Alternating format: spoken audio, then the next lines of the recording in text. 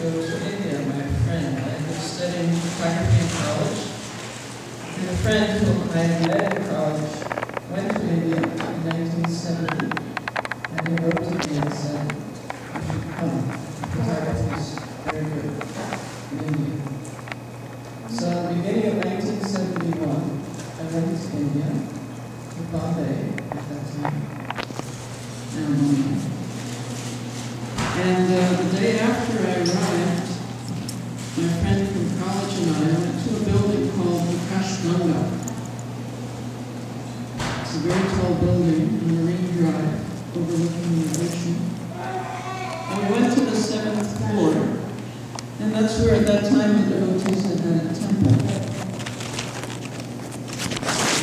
What was ordinarily the living room was the temple room, and the master bedroom was the Prabhupada's quarters.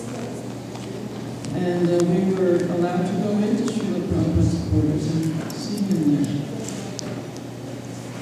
So, being on the 7th floor near the ocean, the room was full of these ocean breezes. There was very light breeze going through. And it was filled with sunlight, the famous Indian sun.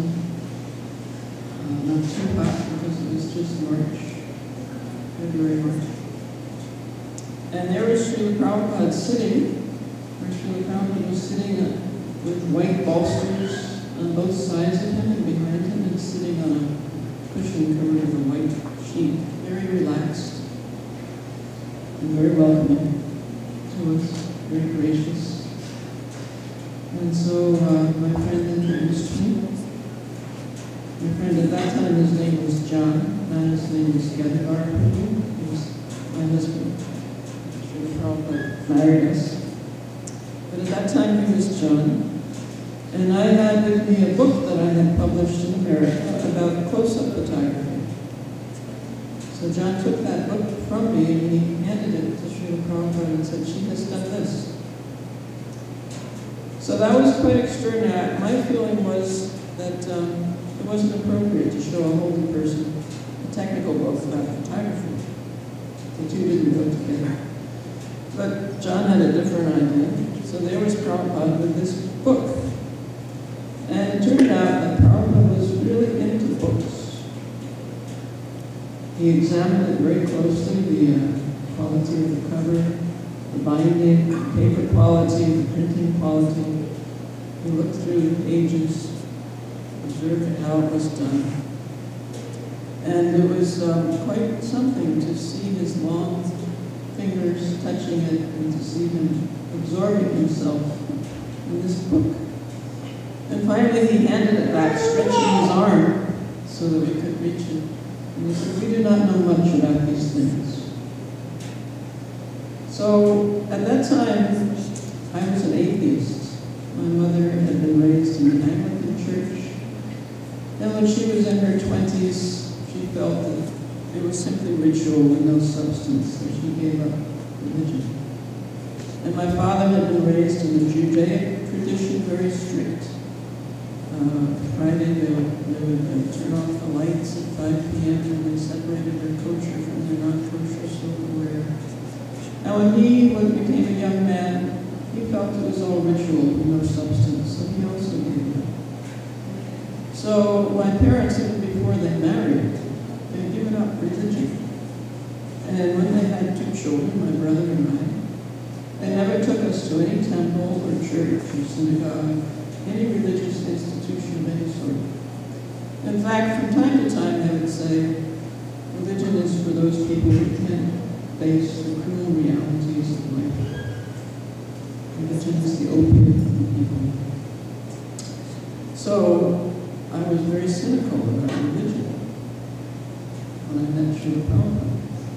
I was not at all receptive to hear about God and saintliness. And at the first meeting, Srila Prabhupada did not say a word to me about God or about saintliness, which is quite extraordinary, because ordinarily he preached very freely. And somehow he could sense that I was not in a place where I could receive that. But he was extremely gentlemanly and gracious and fatherly. And so, on meeting him, I had great affection for him. because of the quality of his character. He touched my heart. And then we had this Pandal program in Bombay, extraordinarily successful program where more than 10,000 people would come every night to see the Western devotees taking up this tradition, this culture in India, to hear from Srila Prabhupada. And that was an amazing experience to see how the people revered Srila Prabhupada. I just witnessed that, and I was so struck by the piety of the Indian people, completely unlike anything I had ever seen in America. There are people here, people who profess for religion, but you don't see the outpouring of reverence for saintly people as I saw in India. So that touched my heart. And then Prabhupada was going to take a trip, one of his 14 trips around the world to spread Krishna consciousness. He was going to leave Bombay. So my friend John and I, we had the idea that we would photograph a quaint Indian village that had not been influenced by technology. That was living in a traditional way as they had been for so many centuries. And we would publish this in like National Geographic, the story. The problem was that there are thousands upon thousands of villages in India, and we had no idea what village would be appropriate for our project. So we thought, well, Srila Prabhupada's from India, he's traveled extensively in India, and he can guide us what is the proper place to go for our essay. So again, we went to his wonderful room in the Acharya building with the sea breeze blowing through it, and the curtains billowing in the wind. Prabhupada was so relaxed and happy because the program had been so astonishingly successful. So many people took prasadam and heard Bhagavad discourses, and were so moved to see the Western devotees taking up the Indian culture. So he was very satisfied that he worked out so well. So we came to him and we explained to him our grand idea, photographic essay about a quaint Indian village. And he looked at us, and there was a pause. And he said, "You do not speak the language. Wherever you go, they will simply cheat you and steal your cameras." So we were quite deflated by that. Then there was another pause, and he looked at us, and he said, "Best that you go to Vrindavan, and you do your story in Vrindavan." So again, I hardly knew Srila Prabhupada. This was the second time I had met him personally, although I had been at the Pandal program regularly attending his discourses. And he gave me an instruction that could not have been more perfect for me, because we did go to Vrindavan on his instruction. We spent a month there, my friend and I. And that month in Vrindavan transformed me from an atheist to a theist.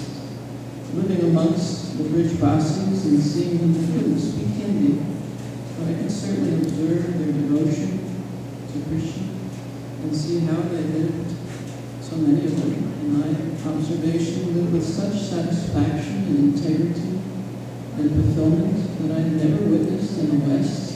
Everybody in the West is running crazily to make money and to spend money. And there in Vrindavan, they simply wanted to please God, and they had, in so many ways, a much more successful life than I had ever experienced in the West. So Prabhupada's instruction was very simple and it transformed my life. So I'm forever indebted to him. So over the years, my husband and I were cinematographers. We took films of Srila Prabhupada. And over the past 9 years, we collected all the footage ever shot that we could find of Srila Prabhupada. And we put it in chronological order. And there are remembrances with the footage of people who were there at the time, expressing what was happening, the background information, what they were feeling. There are 3 soundtracks, that's one of them, as I mentioned yesterday. There's another soundtrack with live sound, you can actually hear Srila Prabhupada speaking, and the devotees who were with him. And the 3rd soundtrack is Prabhupada lecturing. So yesterday, as I mentioned, we started from the very beginning, and today we can continue. And if you would like to take these home, they're available 31 hours on 11 DVDs. and they can show you what a true saint is. And as Prabhupada touched the hearts of so many people while he was here, he can still touch the hearts through his videos and his words. Just as he touches hearts through his books, so also through his videos. We get an experience of what a pure saint is, a selfless person who simply wants to help us come closer to God. And this is actually the mission of human life.